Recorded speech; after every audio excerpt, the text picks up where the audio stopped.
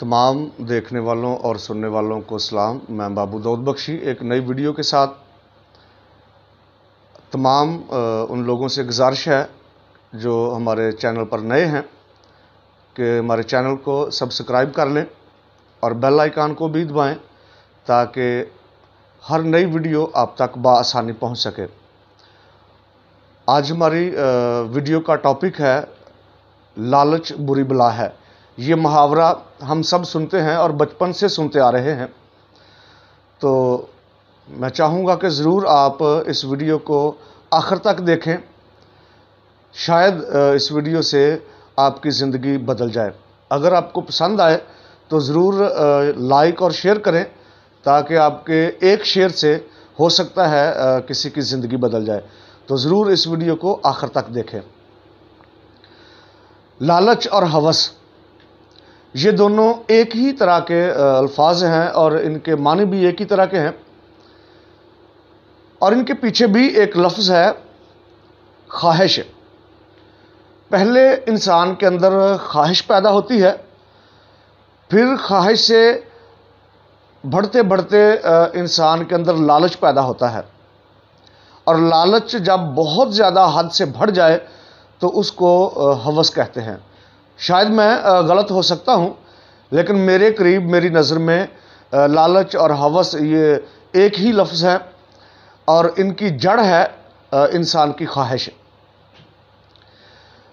और ये दोनों अल्फाज जो हैं हवस और लालच, ये दोनों एक ही गाड़ी के पहिए हैं और ज़िंदगी का ये तजुर्बा है कि जो भी कोई इस गाड़ी पर सवार हुआ है वो कभी अपनी मंजिल तक नहीं पहुंचा। इंसान की मंजिल खुदा है। शायद हम सोचते हैं कि हमारी मंजिल इस दुनिया में है। जैसे इंसान सफ़र करता है, कोई किसी शहर में जाता है, कोई किसी शहर में जाता है, तो वो समझता है कि वो मेरी मंजिल है। ये दुनिया की बातें हैं। लेकिन अगर इंसान रूहानी तौर पर देखे कि जो भी इंसान पैदा हुआ है, इस दुनिया में आया है, उसकी मंजिल दुनिया नहीं है, उसकी मंजिल खुदा है। उसने खुदा तक वापस लौटना है। तो इसलिए जो भी हवस और लालच की गाड़ी में सवार हुआ है वो कभी अपनी मंजिल तक नहीं पहुंचता। मंजिल से पर ना पहुंचने से मुराद कि वो खुदा की हुजूरी में नहीं जाएगा। जब इस दुनिया से रहलत करेगा तो वो दोज़ख का हकदार होगा। अगर इंसान कहे कि वो लालच और हवस में रहकर जन्नत हासिल करे तो ये इंसान की भूल है। तो इसलिए इंसान होते हुए, इस ज़मीन पर रहते हुए अपने आप को देखना है, अपने आप पर सोचना है कि क्या मेरी ज़िंदगी लालच में गुजर रही है, हवस में गुजर रही है। जैसे मैंने पहले कहा कि इसके पीछे भी एक वजह है और वो वजह है इंसान की ख्वाहिश। मिसाल के तौर पर जब इंसान घर से पैदल निकलता है तो वो दुनिया के माहौल को देखता है, दुनिया की चीज़ों को देखता है, तो उसके अंदर ख्वाहिशात पैदा होना शुरू होती हैं। जो पैदल है उसके अंदर ख्वाहिश पैदा होती है कि वो गाड़ी पर आए, साइकिल पर आए, साइकिल से गाड़ी और गाड़ी से फिर और बड़ी गाड़ी। इसी तरह इंसान की ख्वाहिशात जो है वो बढ़ती रहती हैं और फिर एक दिन आता है कि इंसान के अंदर लालच पैदा होता है और फिर इंसान लालच को पूरा करने के लिए बहुत सारे हरबे इस्तेमाल करता है। और जब लालच भी हद से बढ़ जाए तो फिर वो हवस की शक्ल इख्तियार कर जाता है। लालच बहुत सारी किस्मों का हो सकता है, हवस बहुत सारी किस्मों की हो सकती है। आप इस बात को बखूबी समझ सकते हैं। पैसे का लालच भी हो सकता है, किसी और चीज़ का भी लालच हो सकता है, जायदाद का इकट्ठी करने की हवस हो सकती है, और भी बहुत सारी चीज़ों की हवस इंसान के अंदर पाई जाती है। तो जब इंसान लालच का पुजारी हो जाता है, हवस का पुजारी हो जाता है, तो वो इंसान दिन ब दिन गुनाह में गिरता रहता है। ख्वाहिश ही, लालच और हवस ये गुनाह की जड़ है। इनसे गुनाह जन्म लेता है। تو اگر یہی انسان کے اندر نہ آئے تو کبھی بھی شاید انسان گناہ نہ کرے۔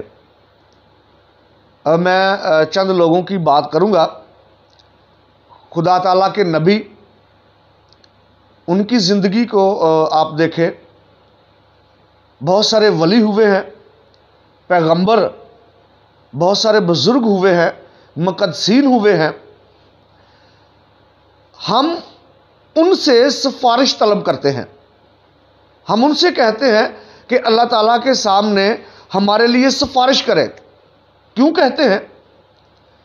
یہ سمجھتے ہیں کہ خدا تعالیٰ ان کی آواز کو جلدی سنے گا، ان کی بات کو مان لے گا۔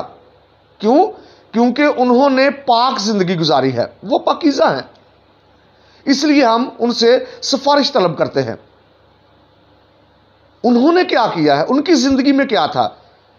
انہوں نے یہ کیا ہے کہ انہوں نے اپنی انسانی خواہشات کو مار دیا ہے، انہوں نے اپنے اندر کے لالچ کو ختم کیا ہے، انہوں نے اپنے اندر کی ہوس کو ختم کیا ہے، اس لیے وہ خدا تعالیٰ کے پیارے ہوئے ہیں، مقدسین ہوئے ہیں۔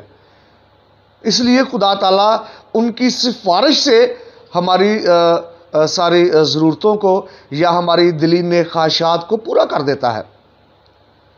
تو ہم انسان ہیں، نبی بھی انسان تھے، پیغمبر بھی انسان تھے، ولی بھی انسان تھے، بزرگ بھی انسان تھے، مقدسین بھی انسان تھے، ہم بھی انسان ہیں۔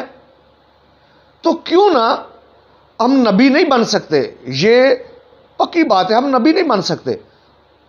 سوچیں بھی نہ کہ ہم نبی بن سکتے ہیں، کیونکہ ہم ناپاک ہیں، ہم پاکیزہ نہیں ہیں، ہمارے اندر دنیا کی خواہشات ہیں، لیکن ہم پاک بننے کی کوشش کر سکتے ہیں، اپنے اندر کی خواہشات کو مار سکتے ہیں، لالچ کو ختم کر سکتے ہیں۔ جس طرح میں نے کہا کہ بہت ساری چیزوں کا لالچ ہو سکتا ہے، بہت ساری چیزوں کی ہوس ہو سکتی ہے، اور آپ بخوبی میری بات کو سمجھ سکتے ہیں کہ ہوس انسان کو کہاں تک لے جاتی ہے۔